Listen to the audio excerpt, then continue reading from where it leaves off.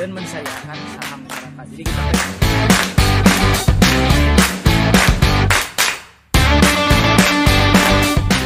beda sama Jakarta, kalau orang Bandung tuh listrik. Investasiin buat sekolah anak. Golf into something new gitu. Maksudnya kupu-kupu mungkin Ayahku tuh satpam gitu kan.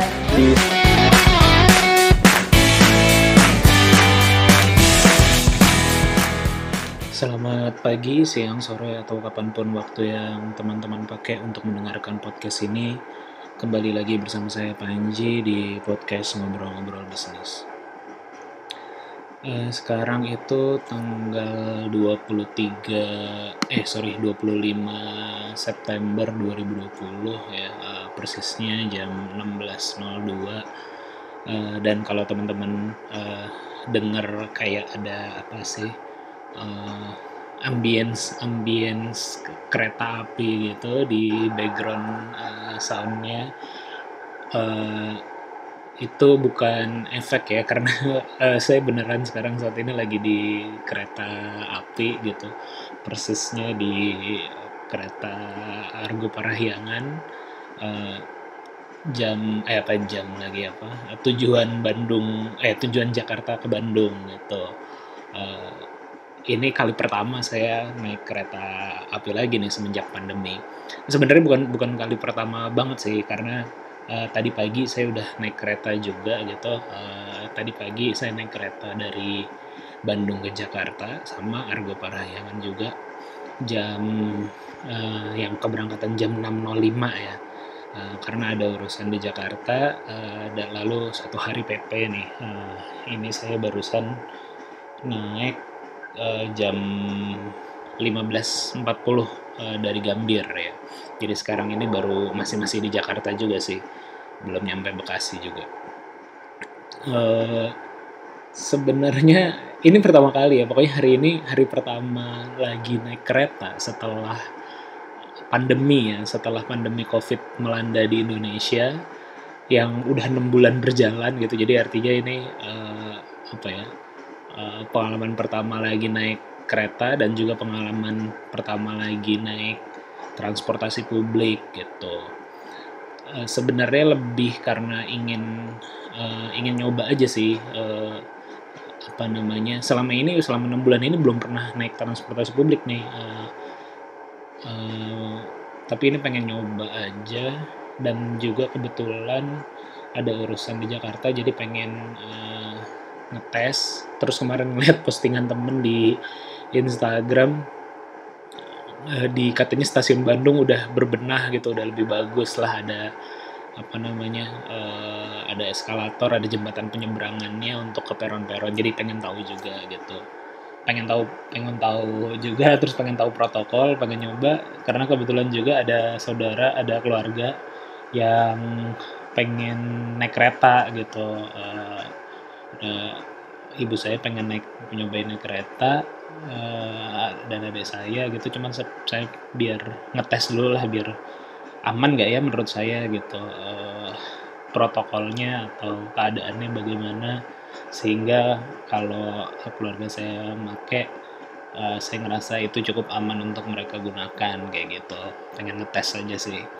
Dan so far sih sebenarnya gimana ya, saya ceritain aja ya preventifnya ya, atau bukan preventif sih, prosedurnya ya. Jadi berarti udah 2 kali nih ya, tadi pagi naik kereta dan barusan juga naik lagi. Prosesnya kurang lebih tuh, ketika kalau di dalam keretanya sih kita wajib pakai masker ya, kita terus pakai masker. Makanya mungkin ini suara saya juga agak kurang jelas karena ngomongnya pakai masker. Itu standar lah, wajib pakai masker. Sama ketika baru masuk atau baru check in masuk gerbang stasiunnya tuh, kita dikasih face shield. Cuma saya mayoritas sih pada pakai, cuman saya pakai tapi di kening, karena face shield yang dikasih tuh face shield tipe kacamata gitu loh, sedangkan saya kan pakai kacamata, jadi numpuk gitu, makanya saya taruhnya agak ke atas face shieldnya. Lalu di dalam gerbong kereta dijarakin sih. Jadi saya ini duduknya di 12D di eksekutif 3, gerbong 3 ya, eksekutif gerbong 3 itu dijarakin. Jadi maksudnya harusnya kan dalam satu row tuh ada 4 seat, ada 4 orang. Tapi dalam satu row itu cuma diisi oleh 2 orang ya, yang di pojok-pojok, yang di kolom A, yang di seat A sama seat D. Saya ini di seat D gitu.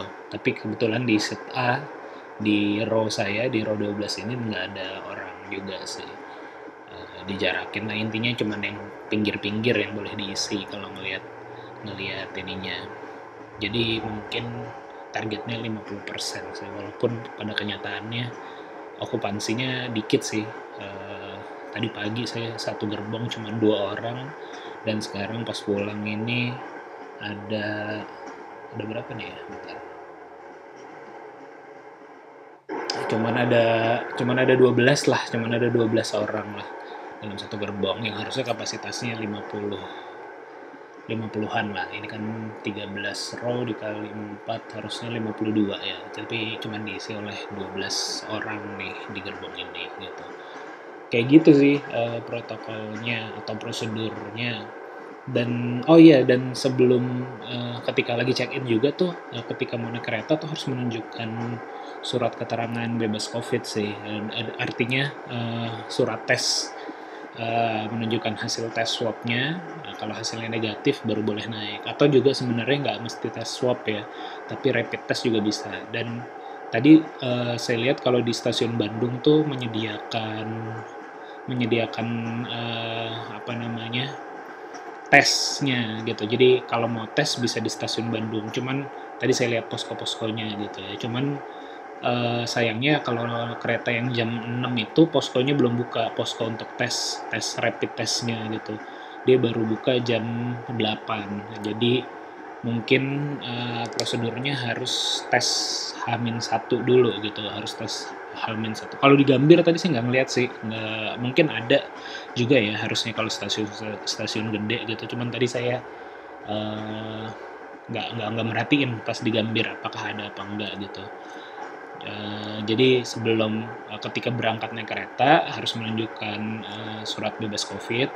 Kalau swab test hasilnya negatif, kalau rapid test hasilnya non reaktif, itu baru boleh naik, itu baru boleh masuk lah. Terus selebihnya yang kayak tadi saya bilang, nanti pas habis check in biasanya kan ngasih KTP sama ngasih HP ya, tiket di HP gitu. Kalau saya kan biasanya pakai aplikasi kereta api, jadi nggak perlu di print. Ngasih unjuk itu sekaligus ngasih unjuk surat keterangan bebas COVID-nya, lalu nanti akan dikasih face shield dan boleh naik kereta lah kayak gitu. Jadi prosedurnya kayak gitu sih kurang lebih. Jadi menurut saya sih so far so-so lah ya. Kalau ngikutin standar yang ditetapkan oleh Kemenkes atau pemerintah, kayaknya sih udah diikutin semua oleh PT KAI. Cuman apakah ini jadi aman untuk bebas dari COVID itu masih agak riskan sih sebenarnya, masih agak riskan. Kalau saya preventif pribadi tambahan ya tentu saja saya bawa hand sanitizer juga, dan juga tisu basah dan spray ini untuk nyemprot ini dulu. Jadi sebelum saya duduk tuh kursinya saya semprot, bahkan juga sandaran tangan dan sandaran jendelanya itu saya semprot dulu, mejanya, terus meja lipatnya juga buat tambahan preventifnya gitu. Lalu apakah saya akan merekomendasikan ini untuk teman-teman, atau tadi ya alasan utamanya untuk keluarga saya nyoba make kereta, belum tahu sih. Nanti coba saya rundingin dulu juga nih apakah cukup aman dinilai. Tapi yang pasti tadi ya secara umum sih kayaknya udah mengikuti standar prosedur yang ditetapkan oleh Kementerian Kesehatan atau juga pemerintah. Tinggal dari kitanya mau mau pakai apa enggak gitu, itu jadi pilihan lagi. Ya cuman saya ini kayaknya ngetes aja, dan mungkin ini juga ya ya ya doain mudah-mudahan nggak kenapa-napa ya abis dari sini. Saya tuh sebenarnya sebelum tadi ya seperti saya bilang, sebelum zaman COVID deh, ini by the way ini, oh ya lupa ngasih tahu ya, ini tuh hari Jumat ini tuh tanggal 25 September ini udah hari ke 193 sejak COVID melanda di Indonesia. Terhitung kalau yang teman-teman udah dengerin podcast monolog saya sebelumnya kan, terhitung tanggal 15 Maret ya, terhitung dari tanggal 15 Maret 2020. Hari pertama kali udah jadi pandemi lah maksudnya, dengan diberlakukannya WFH dan lain-lain kayak gitu. Saya ngitungnya dari situ. Jadi minggu depan ini udah persis 200 hari itu, 200 hari hari kalender COVID lah ibaratnya. Jadi dan kelihatannya akan masih terus panjang ya. Iya, jadi sebelum COVID itu saya termasuk yang sering, atau kalau ada istilah frequently flyer gitu, kalau untuk pesawat, kalau untuk kereta nggak tahu ada apa enggak, dan saya cukup sering gitu. Sebagai kereta api ini sebagai transportasi utama saya kalau urusan kerjaan ke Jakarta kayak gitu. Hampir tiap minggu, bahkan mungkin ya pasti tiap minggu PP, mungkin bisa 2 kali atau pernah juga sampai 3 kali, tapi rata-rata 1-2 kali per minggu lah naik kereta PP Bandung Jakarta. Dan saya ingat tahun lalu kalau nggak salah saya tuh sempat sempat komplain gitu ya ke PT KAI melalui Instagram, nggak tahu ya, bukan komplain mungkin ya, lebih tepatnya kayak memberikan saran kepada PT KAI. Di Instagram saya mention bahwa kayaknya Argo Parahyangan nih harus dikasih wifi gitu saya bilang ya, karena kalau untuk urusan pribadi, karena saya pribadi kalau dalam rangka naik Parahyangan biasanya kan mostly untuk urusan pekerjaan ya, dan biasanya sayang gitu 3 jam di kereta nganggur, nggak bisa ngapa-ngapain. Biasanya saya nge-laptop atau ya sambil menyelesaikan urusan-urusan yang bisa diselesaikan secara remote lah kayak gitu. Nah, kendalanya biasanya itu butuh internet. Sebenarnya paket data sih bisa aja ada gitu, cuman masalahnya di jalur tracknya Argo Parahyangan ini, yang seperti teman-teman tahu Bandung Jakarta itu kan, kalau Argo Parahyangan ini tracknya lumayan ekstrem ya, lewat gunung lah, ada masuk goa lah, terus juga daerah-daerah yang susah sinyal lah rata-rata kayak gitu, sehingga kalaupun ada paket internet biasanya tidak bekerja dengan baik gitu. Makanya saya minta waktu request lah atau demand gitu ke PT KAI sebagai frequently flyer sebagai orang yang sering naik kereta Argo Parahyangan, saya minta gitu ya, request pasangin wifi lah kayak gitu.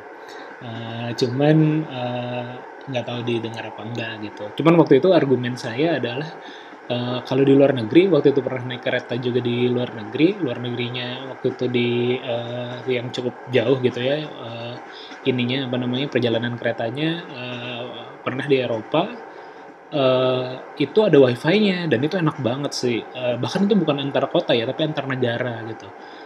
Di keretanya ada wifi-nya, jadi kita tuh di dalam kereta enak banget lah, sebagai pelanggan tuh sangat nyaman lah di dalam kereta itu gitu.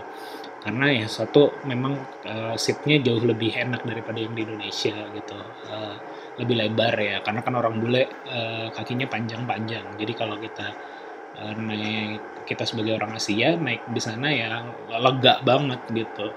Satu itu dan ada wifi gitu, jadinya kita bisa sambil nge-laptop, kalau mau nonton YouTube atau apa tuh available lah, sangat bisa gitu. Dan itu jadi menurut saya sih harusnya itu bisa ditiru gitu. Dan yang kedua, tahun lalu tuh argumen saya yang kedua kenapa PT KAI harus menyediakan wifi, karena omsetnya gede banget ya, khusus untuk Argo Parahyangan ini yang waktu itu saya hitung ya, karena saya concernnya atau memang sering makainya adalah ya si Argo Parahyangan ini.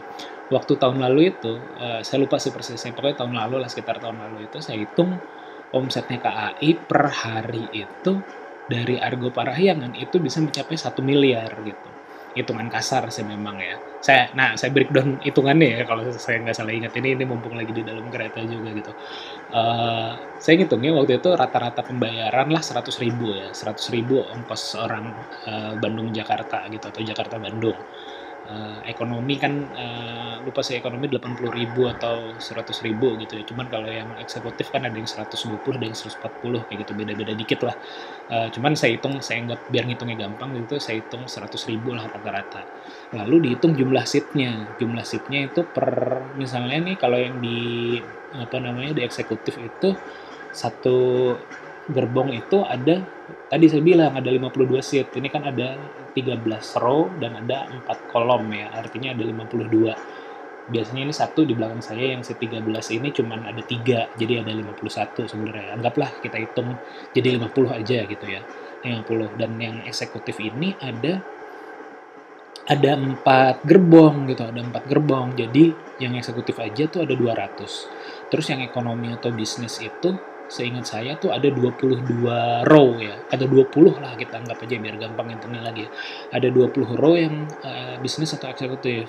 Ada 20 row dikali 4 seat lagi atau dikali 4 kolom, berarti satu gerbongnya ada 80. 80 dikali ada 4 gerbong lagi gitu, jadi ada 320. Kita hitung bulat aja gitu ya, jadi 300 lah, nggak usah 320 gitu. Jadi yang ekonomi atau bisnis itu ada 300 seat, yang si eksekutif ini ada 200 seat, jadi ditambahin ada 500. Kalau kita kali dengan harga tiket ya, 500 seat itu kita kali dengan harga tiket 100.000, itu jadi ada 50 juta kan. Berarti omset dari satu kali keberangkatannya kereta api itu Argo Parahyangan itu 50 juta omset yang diterima oleh KAI. Dan ketika dikali jumlah keberangkatan, seingat saya dulu tuh jumlah keberangkatan Bandung-Jakarta tuh bisa sampai 12 keberangkatan. Jakarta-Bandung juga sekitar 10 sampai 12 lah sekitaran itu ketika belum pandemi ya. Anggaplah rata-rata 20 gitu, 20 keberangkatan. Jadi 20 dikali berapa tadi? 50 juta gitu. 20 dikali 50 juta, 500 juta kali 2, 1 miliar kan ya. Berarti ada satu hari tuh KAI omsetnya adalah 1 miliar lah. Itu hitungan kasar gitu. Anggaplah mentok-mentok saya rasa sih itu wajar ya. Karena biasanya kalau saya naik ke Argo Parahyangan sebelum zaman pandemi itu selalu penuh rata-rata. Apalagi kalau hari Jumat dan Sabtu gitu. Cuman anggaplah misalnya kita hitung kasih okupansinya 80% deh gitu ya, dengan hitungan itu. Walaupun itu juga walaupun tadi sebenarnya udah kita kurangin seatnya, terus juga kita ambil kecil gitu, cuman kita kurangin lagi lah, anggap 80% okupansi, 80% kali 1 miliar itu udah 800 juta gitu. Jadi omset satu harinya KAI dari Argo Parahyangan itu udah 800 juta dikali 1 bulan 30 hari, 800 juta kali 30, 8 miliar, 24 miliar gitu. Jadi satu bulan KAI itu bisa menghasilkan 24 miliar hanya dari Argo Parahyangan. Makanya waktu itu argumen saya, ya Allah, dikasihlah wifi gitu 24 miliar, paling modal wifi untuk satu bulan, untuk setiap gerbong dan setiap rangkaian kereta apinya itu paling berapa sih gitu. Jadi demand saya atau request saya waktu itu ke KAI kayak gitu. Tentunya sambil bercanda juga ya, bukan kayak demanding dengan keras atau ultimatum kayak gitu. Nggak tahu sih dibaca juga apa enggak gitu. Orang cuman cuman mention doang di Instagram kayak gitu. Waktu itu sangat rasional permintaannya karena satu tadi omsetnya sangat gede.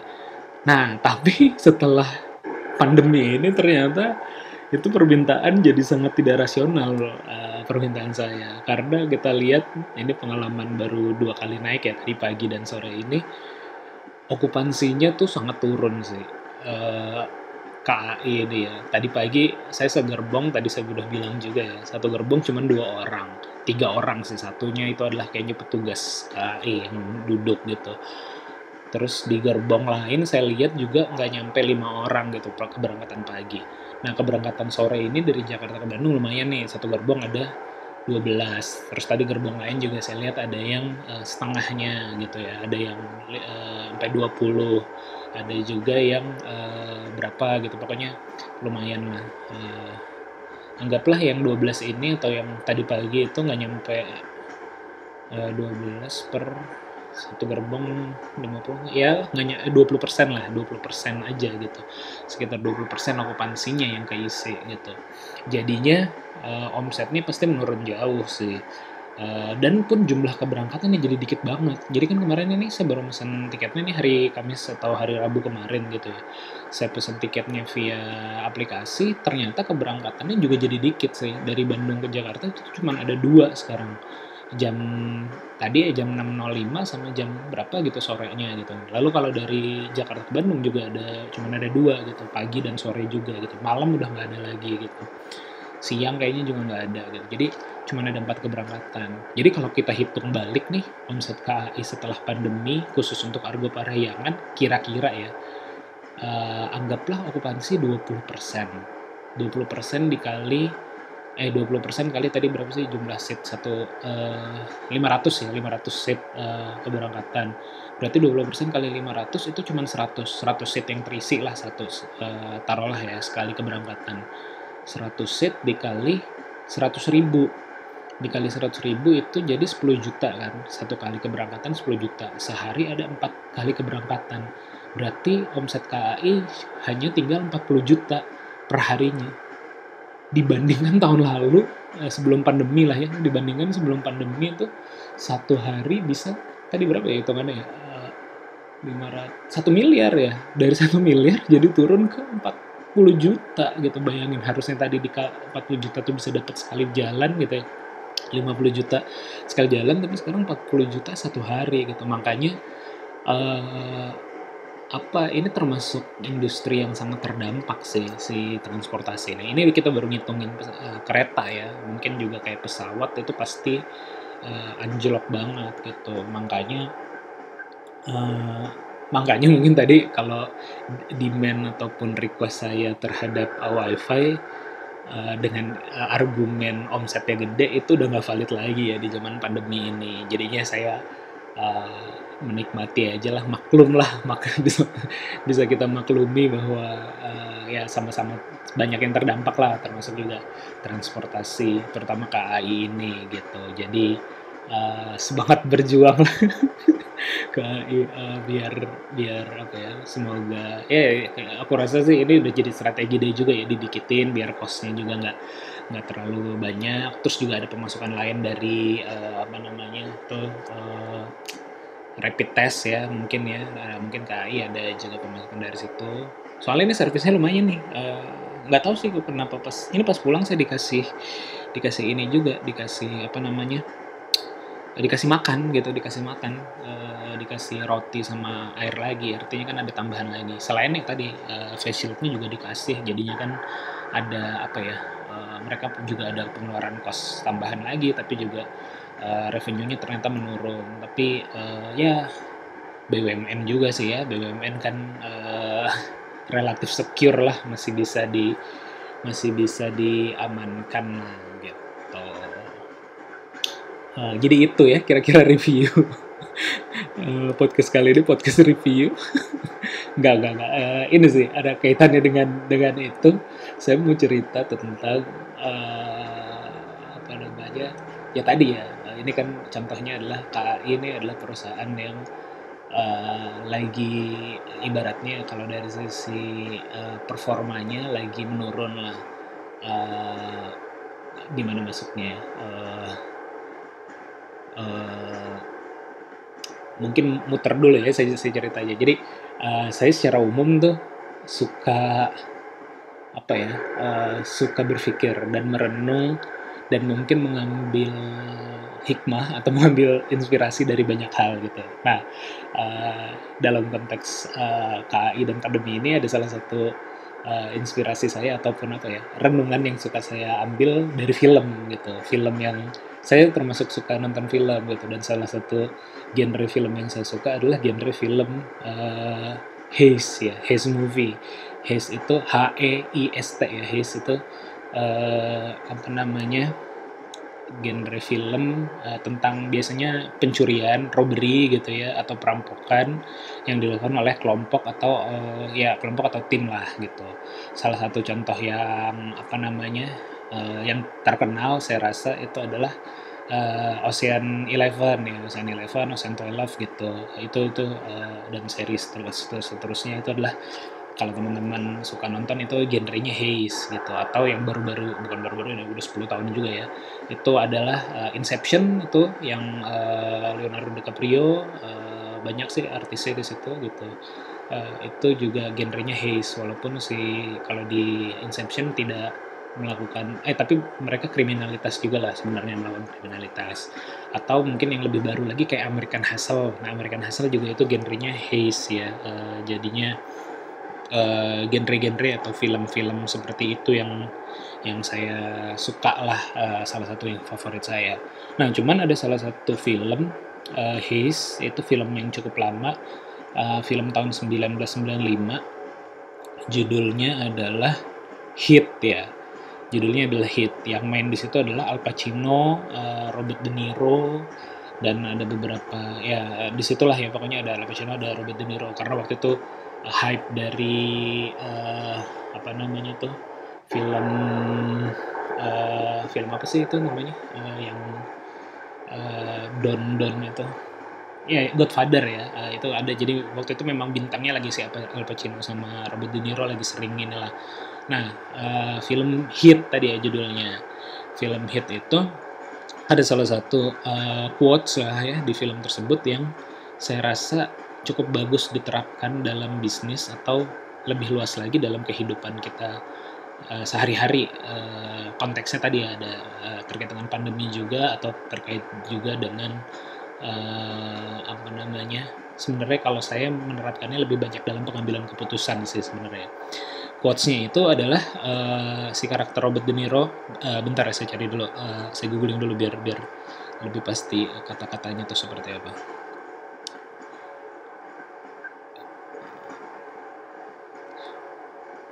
Nah, karakternya Robert De Niro di film tersebut namanya adalah Neil McCauley ya. Neil McCauley. Dalam salah satu scene di film tersebut, Neil McCauley atau Robert De Niro pernah ngomong kata-katanya begini. Don't let yourself get attached to anything you are not willing to walk out in 30 seconds flat if you feel hit around the corner. Saya ulang lagi ya. Don't let yourself get attached to anything you are not willing to walk out on in 30 seconds flat if you feel the hit around the corner. Jadi kurang lebih terjemahannya, jangan membiarkan diri kamu attach terhadap sesuatu atau apapun gitu ya, yang membuat kamu tidak bisa mengambil keputusan untuk pergi dalam 30 detik gitu ya, dalam 30 detik. Jika kamu merasakan hit around the corner. Hit around the corner ini maksudnya tanda-tanda bahaya lah. Konteksnya kalau di film tersebut kan si Robert De Niro itu tadi ya robbery gitu ya, si perampok atau kriminal lah. Nah, kriminal kan suka melakukan kadang-kadang melakukan penyamaran, atau ketika lagi lay low atau lagi nggak kerja gitu, mereka kan lagi santai, mereka biasanya membangun kehidupan pribadi gitu, mungkin percintaan atau asmara, atau berusaha untuk settle gitu. Tapi jangan sampai hal-hal tadi ya yang lagi membuat mereka santai gitu, itu membuat mereka lalai dari melihat tanda-tanda bahaya. Hit around the corner nih misalnya, penyamarannya terbongkar, atau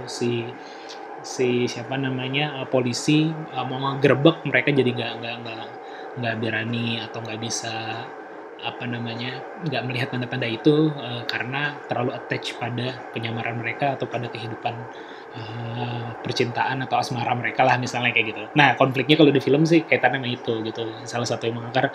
Jadi harusnya sebagai pencuri dia nggak terlalu attach di prinsip dia sama timnya, prinsipnya Robert De Niro sama timnya kayak gitu. Tapi pada kenyataannya itu sulit dilakukan. Nah, ini sebenarnya menurut saya, kalau bagi saya ya terutama, hal ini sangat menarik nih. Bisa disoroti dalam konteks bisnis nih. Nah, cara masuknya kayak gitu ya. Dalam konteks bisnis, yaitu jangan membiarkan diri kita terlalu attach sama hal-hal Ya misalnya dalam konteks bisnis sih jangan biarkan diri kita terlalu attach sama bisnis kita sendiri gitu. Bisnis ini bisa jadi kayak bisnis modelnya kah, atau juga produknya kah, atau dalam skala yang lebih besar ya terhadap bisnisnya itu sendiri. Saya kasih contoh misalnya, contoh orang yang terlalu attach sama bisnisnya sehingga pengambilan keputusannya salah dan tidak melihat hit around the corner-nya atau tanda-tanda bahaya lah. Misalnya ini sering terjadi biasanya di orang yang baru mulai bisnis. Orang yang baru mulai bisnis biasanya terlalu cinta atau terlalu attach sama produk atau teknologi yang mereka miliki, mereka gunakan gitu. Sehingga sering terjadi mereka berkata gitu ya, mereka bilang, oh ini produk gue keren banget ini, produknya canggih gitu, teknologinya advance banget gitu. Tapi pada kenyataannya market nggak beli nih. Tapi kenapa market nggak beli gitu? Mereka sering komplain kayak gitu. Kenapa masyarakat nggak ngerti nih ini produk gue sebegini kerennya gitu? Mereka dibutakan atau mereka ditutupi ya tadi ya, jadinya bias karena terlalu attach, terlalu cinta sama produknya sehingga tidak bisa melihat tanda-tanda bahaya, yaitu market nggak beli. Kalau market nggak beli, artinya kan itu bukan bisnis, artinya itu bukan produk yang sellable, sebagus apapun teknologinya, se-advance apapun teknologinya. Padahal penting tuh untuk aware terhadap hit around the corner gitu, terhadap tanda-tanda bahayanya gitu. Oh kalau masyarakat nggak beli, kalau nggak ada konsumen yang beli, artinya ada yang salah nih. Bisa kita evaluasi apakah teknologinya ternyata terlalu jauh, atau misalnya produknya ternyata tidak sesolutif yang kita kira gitu, atau ternyata lainnya adalah kaitannya produk udah oke, teknologi udah oke, masyarakat nggak beli, mungkin bisnis modelnya, cara jualnya salah kayak gitu. Jadi kita harus bisa melihat tanda-tanda dalam bisnis, kita harus bisa melihat tanda-tanda bahaya atau ya kita bisa melihat tanda-tanda atau warning lah ya. Kenapa harus bisa kita evaluasi, jangan terlalu attach sama sesuatu yang udah kita miliki gitu, karena ya tadi kalau kita udah terlalu attach nanti kita bias dalam melihat data. Itu salah satu contoh simpelnya. Nah contoh ke yang lebih besar lagi, misalnya dalam kalau itu attach terhadap produk ya atau teknologinya gitu, dan biasanya itu terjadi di kalangan pemula gitu atau baru mulai bisnis. Nah yang lebih ekstrim lagi adalah tadi misalnya salah satu contohnya adalah KAI, atau enggak kita mention KAI lah, tapi contoh suatu perusahaan yang memang udah bleeding banget gitu, udah rugi terus-terusan gitu, revenue-nya turun abis-abisan, tanda-tanda bahaya udah muncul gitu ya, misalnya tadi keuangannya, misalnya performanya turun, terus juga dari sisi keuangan negatif terus nih, udah sampai beberapa lama gitu negatif, terus juga dari sisi impact ternyata tidak lagi impactful, misalnya tadinya itu bisnisnya memberikan solusi untuk banyak orang, tapi ternyata tidak lagi, terus tanda-tanda lainnya, misalnya karyawannya jadi nggak betah dan segala macam gitu, jadi udah mulai terganggu gitu. Nah, ada baiknya kita bijak dalam melihat tanda-tanda kayak gitu dalam bisnis gitu ya. Ketika kita udah melihat tanda-tanda seperti itu, harusnya kita evaluasi. Itu adalah hit around the corner-nya gitu.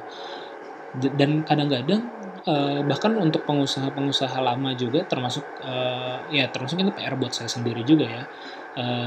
Kadang-kadang itu terlalu attach sama bisnis yang udah kita jalankan. Jadinya kita melihat tanda-tanda itu abai gitu. Sebenarnya bisa kali ini tetap pertahanin gitu ya, dalam konteks misalnya tadi dalam konteks KAI, atau misalnya ada salah satu BUMN yang juga kemarin rugi belasan miliar gitu, triliun bahkan ya kalau nggak salah, kayaknya harusnya ditutup aja deh nih bisnis gitu. Tapi kalau BUMN mah berat ya, banyak pertimbangannya gitu, dan memang kan itu kalau BUMN kan ada beban untuk resource yang dimiliki oleh negara itu memang harus dikelola mandiri oleh negaranya kayak gitu. Cuman dalam konteks lain adalah bisnis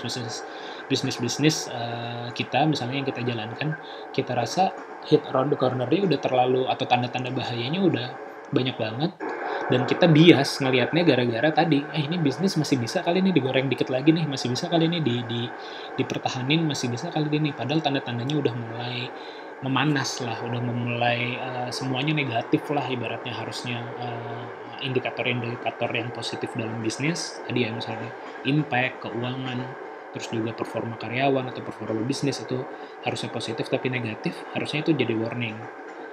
Dan jangan kalau memang bisnisnya gagal atau tidak bagus ya tutup aja gitu, jangan khawatir. Jangan terlalu attach lah terhadap bisnis itu sendiri. Nah ini konteksnya.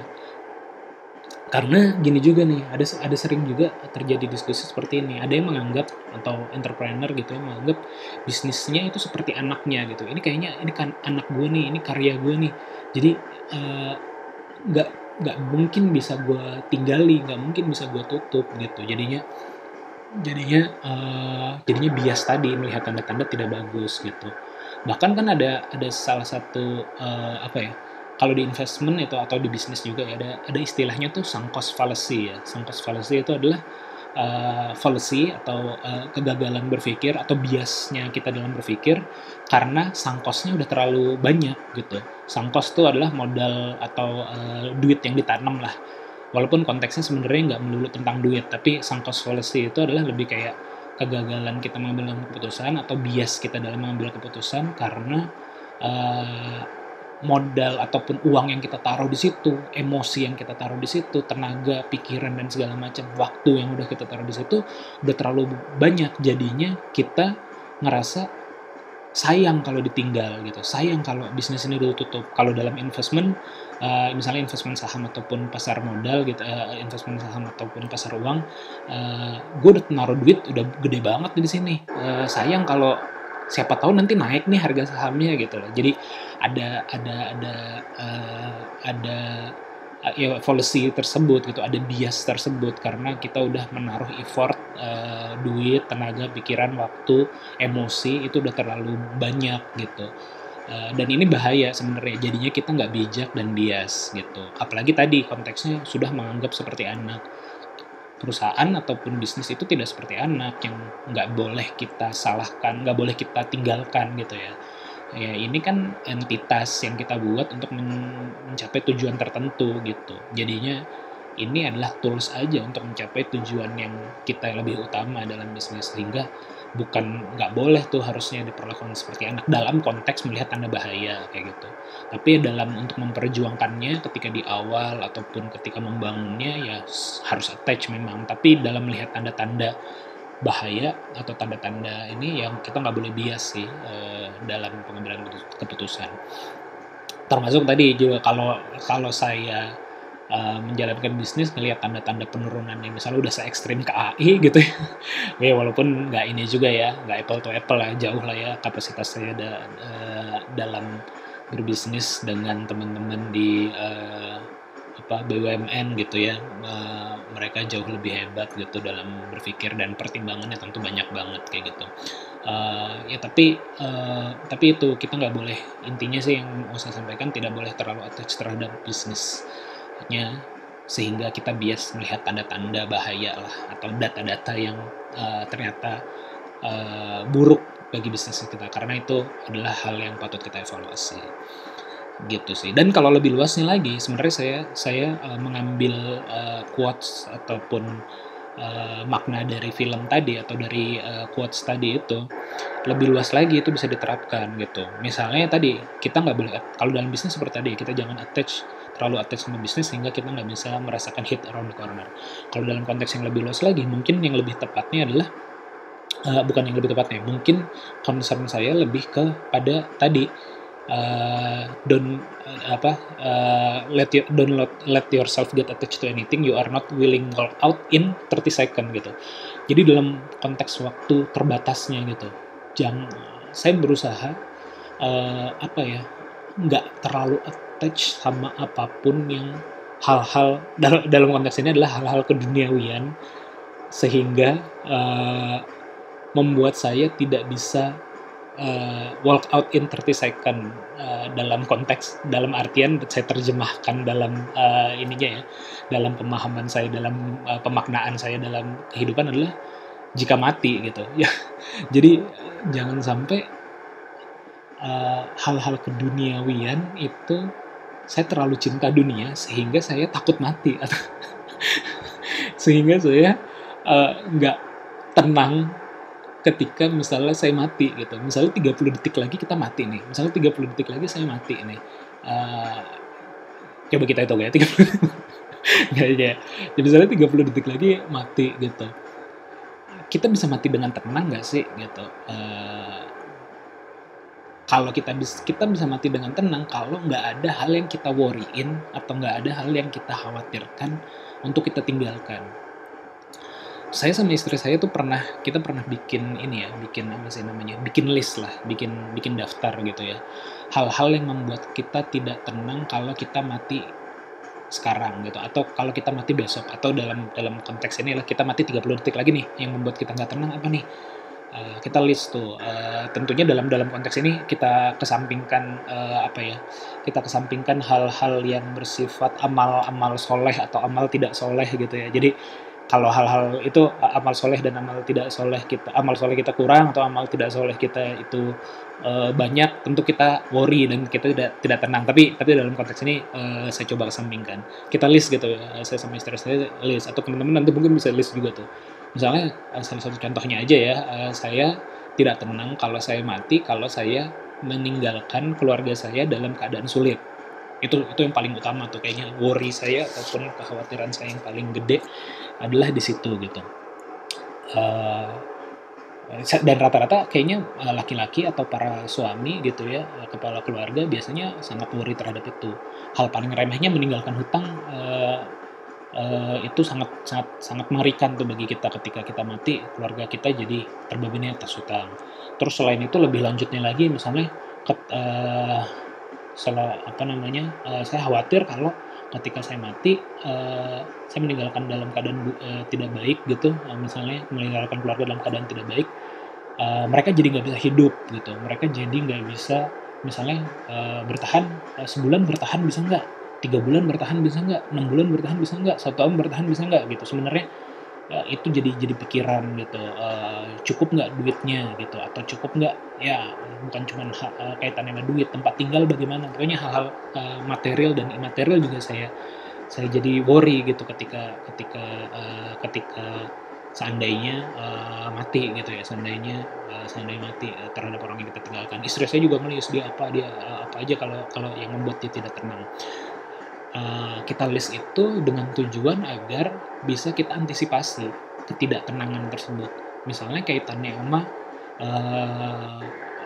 penghidupan. Bagaimana agar setelah saya mati, misalnya kalau saya laki-laki, saya suami mati, istri saya tetap bisa hidup 3 bulan, tetap bisa hidup 6 bulan, tetap bisa hidup 1 tahun, atau membesarkan anak tetap bisa kayak gitu. Jadi itu saya coba amankan sehingga kalaupun saya mati saya tenang gitu.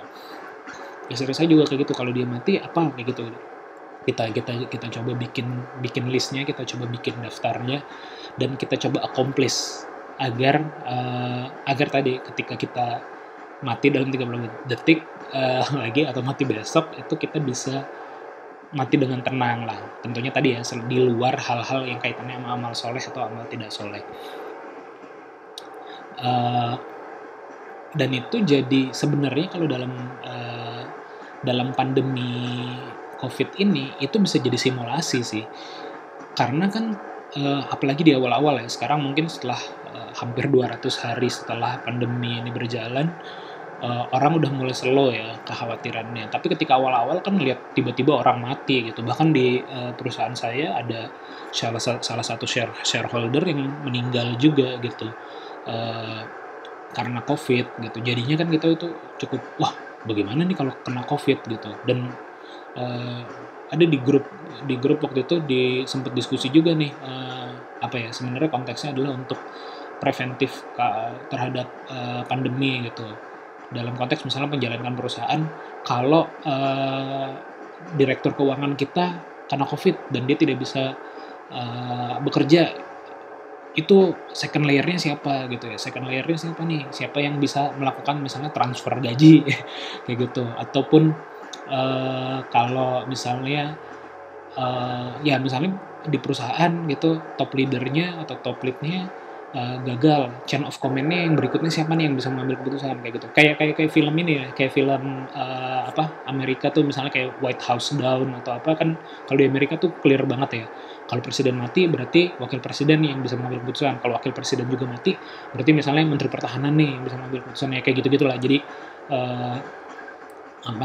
chain of command-nya siapa, agar dalam konteks misalnya kalau dalam konteks perusahaan ya, agar perusahaannya bisa tetap berjalan tanpa ada jika orang yang atau jika kitanya tidak ada gitu. Jika kita tidak ada, perusahaan harus tetap bisa jalan. Dalam konteks keluarga, kalau kita nggak ada, keluarga harus tetap bisa jalan. Seperti apa nih caranya kayak gitu, seperti apa mekanisme urutannya nih, kayak gitu-gitulah. Jadi sebenarnya apa ya, itu yang suka saya pikirkan, dan salah satu triggernya adalah gara-gara ya di film ini gitu. Gara-gara film ini membuat saya berpikir dan membuat saya membuat saya mencoba menjalankan gaya hidup atau cara hidup dengan pakem seperti ini gitu. Ya udah, what if gue mati nih, urusan kayak gimana nih, dalam konteks tadi ya, dalam konteks pribadi, dalam konteks pribadi sih, pun turunannya ya. Jadi kalau perusahaan, selain keluarga yang kita tinggalkan, perusahaan yang kita tinggalkan tetap jalan apa enggak, kayak gitu. Jadi ya mudah-mudahan itu ini sih, menurut saya sih itu cara berpikir yang apa ya, yang intinya tujuan utamanya tadi membuat kita tenang kalau kita mati sih, kalau bagi saya ya. Makanya harus kita prepare gitu, harus kita prepare kematiannya atau hal-hal yang membuat kita tidak tenang harus kita eliminasi nih, biar misalnya kita nggak tenang gara-gara kalau ada istri kita nggak bisa atau keluarga yang kita tinggalkan nggak bisa membesarkan anak sampai kuliah, berarti itu harus disiapkan, berarti gue harus nyiapin duit yang cukup, atau misalnya kalaupun nggak duit, misalnya asuransi pendidikan atau apapun lah ya yang teman-teman bisa pikirkan. Kan worry-nya orang beda-beda ya, ada yang worry-nya karena apa kalau meninggal, ada yang worry-nya karena apa gitu ya. Menurut saya sih itu salah satu triggernya dari film tadi gitu ya. Itu makanya waktu itu saya juga pernah sama teman-teman bilang ya kalau cara hidup yang gue pakai adalah kayak gini gitu, jangan attach to anything. Bahkan waktu itu sempat walaupun sekarang agak sangat sulit dijalankan ya, waktu itu sempat ada teman juga yang nanyain, bahkan gue nggak attach sama tempat tinggal. Waktu itu saya pernah ngomong kayak gitu. Karena kan apalagi dalam dunia modern kayak gini, sebenarnya kan kita tinggal bisa dimanapun, kerja bisa apapun kan ya. Misalnya kalau gue terlalu attach sama rumah ini atau sama Bandung gitu ya, misalnya sama Bandung, maka gue membatasi diri untuk bisa menerima pekerjaan misalnya dari di mana, atau misalnya tiba-tiba ada peluang yang bagus banget di belahan bumi lain atau misalnya belahan Indonesia lain gitu. Karena gue terlalu attach sama itu, jadinya gue nggak bisa mencoba seperti itu sih, walaupun kadar keekstrimannya tidak lagi sebesar itu, karena ya ada kompromi juga lah bahwa hal-hal lain dalam hidup kita yang perlu kita akomodir dan perlu kita pertimbangkan ininya ya, pendapatnya juga untuk ya harus ada kompromi lah di situ. Jadi nggak sekeras itu lagi gitu. Karena kan kalau waktu itu sebenarnya triggernya karena teman-teman kan bilang, gue mah nggak bisa pindah ke Jakarta, karena ada begini gitu. Gue nggak betah di mana, di Balikpapan atau di mana kayak gitu, karena ada apa-apa. Tapi makanya ini quotes dari film ini tuh cukup menjiwai lah di saya gitu ya. Jangan attach to anything yang membuatmu tidak bisa mengambil keputusan 30 detik untuk meninggalkannya ketika kamu merasakan hit around the corner. Hit around the corner tadi konteksnya adalah tanda-tanda kalau di bisnis, tanda-tanda negatif, dan kalau dalam kehidupan saya lebih fokusnya ke kalau gue ninggalin gue bisa dengan tenang lah, nggak masih kepikiran. Kalau dalam urban legendnya kan kalau nggak tenang meninggalnya masih jadi hantu penasaran tuh. Ya kayak gitu aja sih paling, mudah-mudahan ada yang bisa diambil. Ini saya kebelet mau ke WC. Semoga ada manfaatnya podcast kali ini. Sampai ketemu di podcast Ngobrol Bisnis berikutnya. Bye.